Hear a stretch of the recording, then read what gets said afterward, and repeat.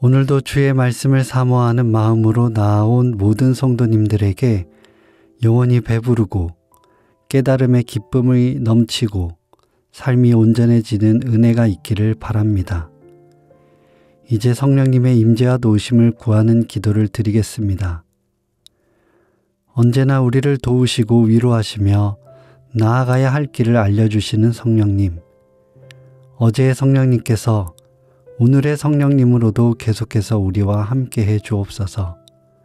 그리하여 황무지를 걷는 것과 같은 우리의 삶에서 우리를 건져내어 구원의 은혜 아래서 진정한 자유의 몸으로 하나님께 순종하며 살아가게 하옵소서. 예수 그리스도 이름으로 기도드립니다. 아멘. 이제 하나님께서 오늘 우리에게 주신 말씀을 읽겠습니다. 먼저 구약성경 예레미야 29장 13절에서 14절까지의 말씀입니다. 너희가 온 마음으로 나를 찾으면 내 자신이 너희가 나를 만나게 할 것이다. 신약성경 마태복음 9장 20절에서 22절까지의 말씀입니다. 보라, 12해 동안 하열병을 앓고 있는 여인이 뒤에서 그에게 다가와 그의 옷자락을 만졌다. 그녀는 그의 옷에 손을 대기만 해도 나을 것이라고 속으로 생각했기 때문이다. 그때 예수께서 돌아서서 그녀를 보고 말씀하십니다. 안심해라, 내 딸아, 내 믿음이 너를 도왔다. 그러자 바로 그 순간 그녀는 병이 나았다.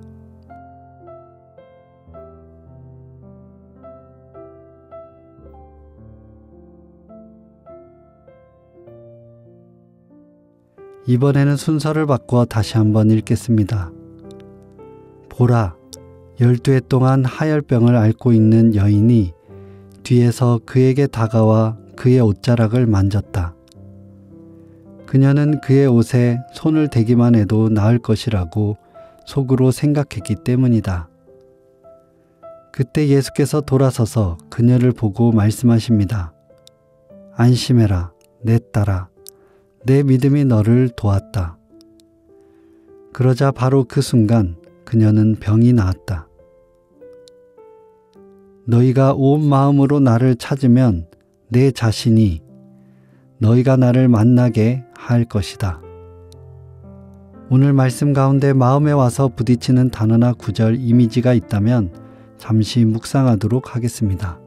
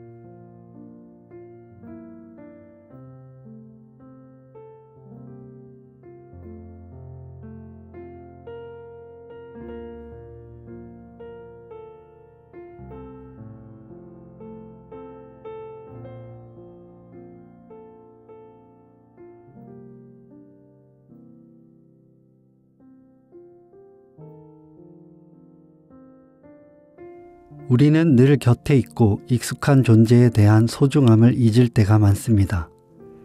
특별히 가족은 아침 저녁으로 얼굴을 보지만 한참 지나서야 우리의 인생에서 얼마나 귀한 존재인지를 느끼게 되기도 합니다. 우리는 누군가가 곁에 있을 때는 당연하다고 여기다가 곁에 없을 때 그 가치를 깨닫는 경우가 많습니다. 특히나 하나님과의 관계도 그렇습니다.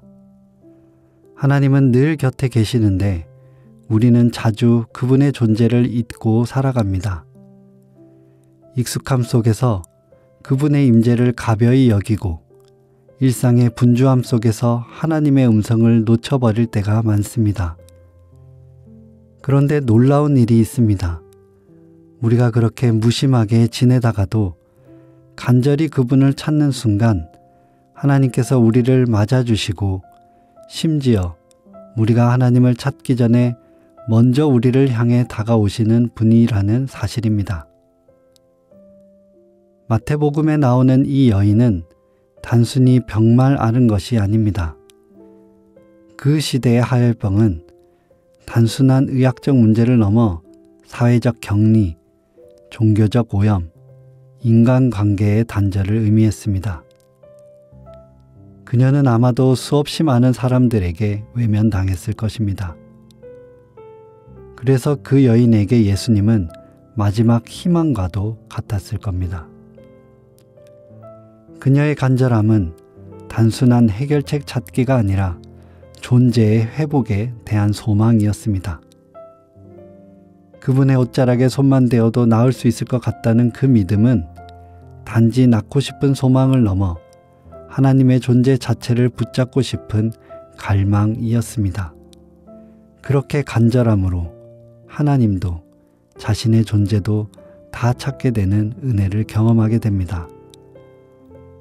우리는 이런 생각을 할 때가 있습니다. 나는 하나님께 너무 멀리 왔어. 기도해도 응답받지 못한 지 오래야. 하나님은 나 같은 사람에게 관심이 없을 거야. 하지만 예레미야의 말씀은 우리가 온 마음으로 하나님을 찾으면 하나님께서 우리에게 하나님을 만나게 하실 것이라고 말씀하고 있습니다. 이건 단지 찾아라, 그래야 내가 나타날 것이다가 아닙니다. 오히려 너희가 찾으면 내가 너희에게 나를 내어줄 것이다 라는 말씀입니다.